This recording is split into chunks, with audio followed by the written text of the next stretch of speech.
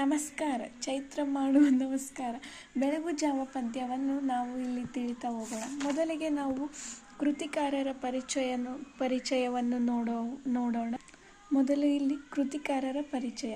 ಅಂಬಿಕತನಯ ದತ್ತ ಎಂಬ ಕಾವ್ಯನಾಮದಿಂದ ಪ್ರಸಿದ್ಧರಾದ ದತ್ತಾತ್ರೇಯ ರಾಮಚಂದ್ರ ಬೇಂದ್ರೆ ಅವರು 1916ರಲ್ಲಿ ಜನವರಿ 21ರಂದು ಧಾರವಾಡದಲ್ಲಿ ಜನಿಸಿದರು. ಅಂಬಿಕತನಯ ದತ್ತ ಎಂಬ ಕಾವ್ಯನಾಮದಿಂದ ದತ್ತಾತ್ರೇಯ ರಾಮಚಂದ್ರ ಬೇಂದ್ರೆ ಅವರು ಪ್ರಸಿದ್ಧರಾಗಿರ್ತಾರೆ. ಅವರು 1916ರಲ್ಲಿ ಜನವರಿ ತಿಂಗಳು 21ರಂದು ಧಾರವಾಡದಲ್ಲಿ ಜನಿಸ್ತಾರೆ. ಇವರು ನವೋದಯ ಕಾಲದ ಮಹತ್ವದ ಕವಿಗಳಲ್ಲಿ ಒಬ್ಬರು. ಅಂದರೆ ನವೋದಯ ಕಾಲದ ಮಹತ್ವದ ಒಬ್ಬರು ಅಂದರೆ ಹೊಸ ಕಾಲದ ಕವಿಗಳಲ್ಲಿ ಇವರು ಒಬ್ಬರು. ಇವರ ಕವನ ಸಂಕಲನಗಳನ್ನು ನೋಡ್ತಾ ಹೋಗೋಣ. ಗರಿ, ಸಖಿಗೀತ, ಗಂಗಾವತರಣ, ನಾದಲೀಲೆ ಮುಂತಾದವು ಇವರ ಪ್ರಸಿದ್ಧ ಕವನ ಸಂಕಲನಗಳು. ಇವರ ಅರಳು ಮರಳು ಕೃತಿಗೆ ಕೇಂದ್ರ ಸಾಹಿತ್ಯ ಅಕಾಡೆಮಿ ಪ್ರಶಸ್ತಿ ಹಾಗೂ 4 ತಂತಿ ಕೃತಿಗೆ ಪ್ರಶಸ್ತಿ ಹಾಗೂ 4 ತಂತಿ ಕೃತಿಗೆ ಜ್ಞಾನಪೀಠ ಪ್ರಶಸ್ತಿ ದೊರೆತಿದೆ. ಇವರು 1981 ಅಕ್ಟೋಬರ್ 36ರಂದು ಬೇಂದ್ರೆಯವರು ಇಹಲೋಕವನ್ನು ತ್ಯಜಿಸಿದರು.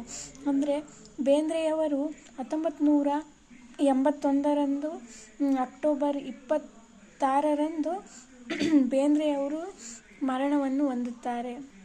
ಪ್ರಸ್ತುತ ಬೆಳಗು ಜಾವ ಪದ್ಯವು ಒಂದು ಸಾನೆಟ್ ಇಂಗ್ಲಿಷ್ ಭಾಷೆಯಿಂದ ಕನ್ನಡಕ್ಕೆ ಬಂದ ಪದ್ಯರೂಪ. ಇದರಲ್ಲಿ 14 ಸಾಲುಗಳಿರುತ್ತವೆ. ಪ್ರಸ್ತುತ ಬೆಳಗು ಜಾವ ಅಂತಕ್ಕಂಥದ್ದು ಸಾನೆಟ್ಟಿಂದ ಬಂದಿರುತ್ತೆ. ಸಾನೆಟ್ ಅನ್ನೋದು ಇಂಗ್ಲಿಷ್ ಪದ. ಸಾನೆಟ್ ಅಂದರೆ 14 ಸಾಲಿರುತ್ತವೆ. ಅವನ್ನ ಸಾನೆಟ್ ಎಂದು ಕರೆಯಲಾಗುತ್ತದೆ. ಸಾನೆಟ್ ಅನ್ನು ಕನ್ನಡದಲ್ಲಿ ಸುನೀತಾ ಎಂದು ಕರೆಯುತ್ತಾರೆ. ಪ್ರಸ್ತುತ ಈ ಕವಿತೆಯನ್ನು ವಿನಯ ಕವನ ಸಂಕಲನದಿಂದ ಆರಿಸಲಾಗಿದೆ.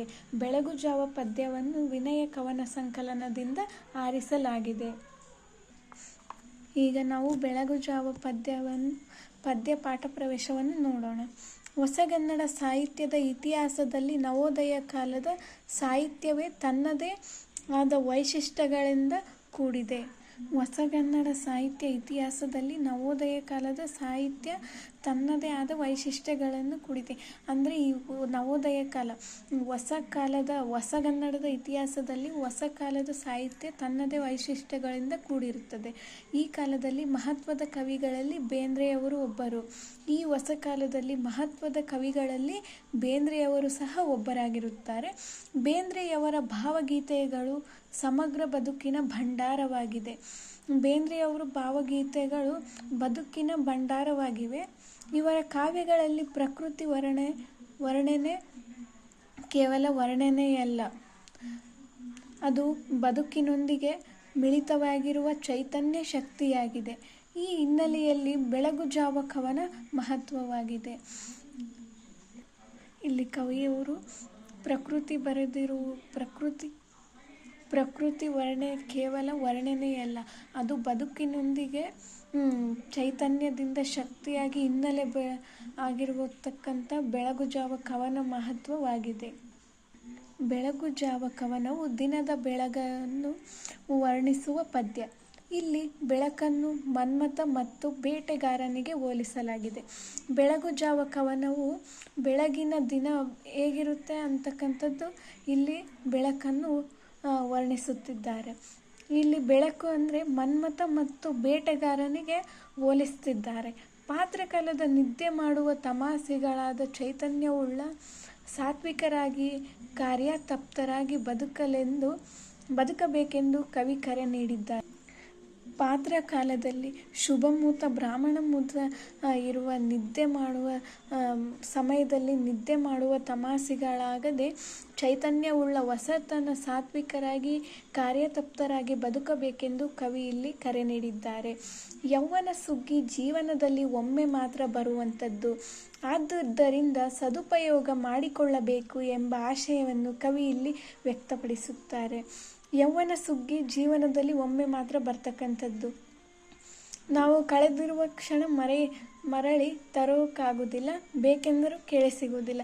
ಅದಕ್ಕಾಗಿ ಇಲ್ಲಿ ಕವಿ ಹೇಳ್ತಿದ್ದಾರೆ, ಯೌವನದ ಸುಗ್ಗಿ ಜೀವನದಲ್ಲಿ ಒಮ್ಮೆ ಮಾತ್ರ ಬರುವಂಥದ್ದು. ಆದ್ದರಿಂದ ಆ ಯೌವನದ ಸುಗ್ಗಿಯನ್ನು ಸದುಪಯೋಗ ಮಾಡಿಕೊಳ್ಳಬೇಕು ಎಂದು ಇಲ್ಲಿ ಕವಿ ವ್ಯಕ್ತಪಡಿಸುತ್ತಿದ್ದಾರೆ. ಈಗ ಫಸ್ಟ್ ಪ್ಯಾರ ನೋಡ್ತಾ ಹೋಗಿ. ಏಳು ಚಿನ್ನ ಬೆಳಗಾಯ್ತು ಅಣ್ಣ, ಮೂಡಲು ತೆರೆಯ ಕಣ್ಣ, ನಕ್ಷತ್ರ ಜಾರಿ ತಮವೆಲ್ಲ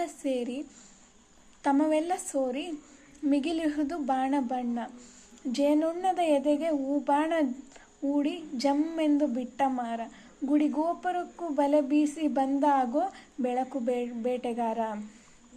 ಇಲ್ಲಿ ತನ್ನ ತಾಯಿ ತನ್ನ ಮಕ್ಕಳಿಗೆ ಏಳು ಚಿನ್ನ ಬೆಳಗಾಯಿತು, ಸೂರ್ಯ ಕೂಡ ಕಣ್ತಗ್ದ, ನಕ್ಷತ್ರ ಎಲ್ಲ ಜಾರಿ ಕತ್ಲೆಲ್ಲ ಸೋರಿ, ಮಿಗಿಲಿಹುದು ಬಾಣ ಬಣ್ಣ ಅಂದರೆ ಬೆಳಕು ಮೂಡಿದೆ, ನಕ್ಷತ್ರ ಅಂತಕ್ಕಂಥದ್ದು ಎಲ್ಲ ಹೋಗಿದೆ, ಕತ್ಲಂತಕ್ಕಂಥದ್ದು ಹೋಗಿ ಬೆಳಕಂಥದ್ದು ಬಂದಿದೆ, ಜೇನುಣ್ಣದ ನದಿಗೆ ಜಡಿ ಎಂದು ಬಿಟ್ಟ ಮಾರ ಅಂದರೆ ಮನ್ಮಥ ಅಂತ, ಗುಡಿಗೋಪುರಕ್ಕೂ ಬಲೆ ಬೀಸಿ ಬಂದ ಆಗೋ ಬೆಳಕು ಬೇಟೆಗಾರ. ಗುಡಿಗೋಪುರಕ್ಕೂ ಸಹ ಮೀನುಗಾರರು ಬಲೆ ಬೀಸಿದಂತೆ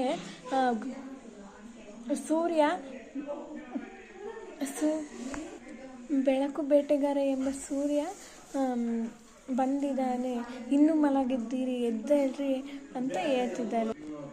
ನಿಶೆ ಇಳಿದ ಉಷೆಯ ಎಳೆನಗೆಯ ಬಗೆಗೆ ಸೋತಿರಲು ಜಗವು ಸವಿಗೆ, ಕಣ್ಣಿದರು ಬಂದು ಕಟ್ಟಿತು ಕನಸು ಕೂಗೊಂದು ಬಂತು ಕಿವಿಗೆ, ಮಕ್ಕಳಿರ ಕೇಳಿ ರಸ ಕುಡಿಯಲೇಳಿ, ಉಸಿನಿದ್ದೆಗಿದ್ದೆ ಸಾಕು ಈ ತುಂಬಿ ಬಾಳು, ತುಂಬಿರುವ ತನಕ ತುಂಬಿ ಕುಡಿಯಬೇಕು.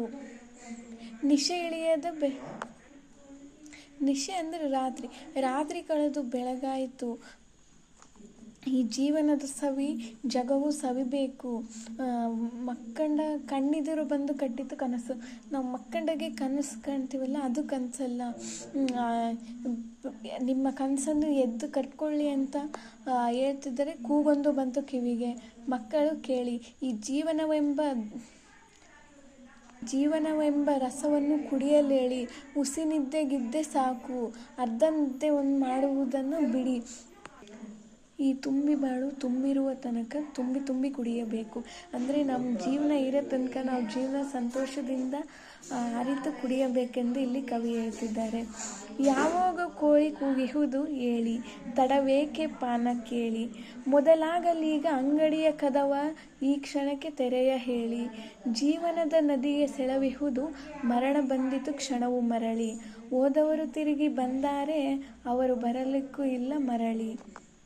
ಅಂದರೆ ಇಲ್ಲಿ ಯಾವಾಗೂ ಕೋಳಿ ಕೂಗಿದೆ ಹೇಳಿ, ತಡವೇಕೆ, ನೀವು ಮೊದಲಾಗಲಿಲ್ಲಿ ಅಂಗಡ ಕದವ ಈ ಕ್ಷಣಕ್ಕೆ ಹೇಳಿ, ಜೀವನವೆಂಬ ನದಿಗೆ ಹಲವಾರು ಸೆಳೆವಿಹುದು, ಆದರೆ ಮರಣ ಬಂದಿತು ಕ್ಷಣವು ಮರಳಿ. ನಮಗೆ ಮರಣ ಅಂತಕ್ಕಂಥದ್ದು ಯಾವಾಗ ಬರುತ್ತೆ ಅಂತಕ್ಕಂಥದ್ದೇ ಗೊತ್ತಿರೋಲ್ಲ. ಅದಕ್ಕಾಗಿ ನಮ್ಮ ಜೀವನ ಇರೋ ಮಟ್ಟ ನಾವು ಏನಾದರೂ ಒಂದು ಮಾಡ್ತಾನೆ ಇರಬೇಕಂತಕ್ಕಂಥದ್ದು ಇಲ್ಲಿ ಕವಿ ಹೇಳಿದೆ. ಹೋದವರು ತಿರುಗಿ ಬಂದರೆ ಅವರು ಬರಲಿಕ್ಕೂ ಮರಳಿ ಸಾಧ್ಯ ಇಲ್ಲ. ಅವರು ಹೋದವರು ತಿರುಗಿ ಬರೋಕ್ಕಾಗಲ್ಲ, ಅವ್ರು ಬರೋಕ್ಕಂದ್ರೂ ಮರಳಿ ಬರೋಕ್ಕಾಗಲ್ಲ. ಬಾನ್ ಹೊರಗಲುಂಟು ಮರ ಚಿಗುರಲುಂಟು, ಬರಲುಂಟೆ ಸುಗ್ಗಿ ಮತ್ತೆ, ಮುಳುಗಿರಲಿ ಮುಪ್ಪು ಚಿಂತನದಿ ತಾನು ಅರೆಯಕ್ಕೆ ಬೇರೆ ಹೊತ್ತೆ, ಬಾನು ಹೊರಗಲುಂಟು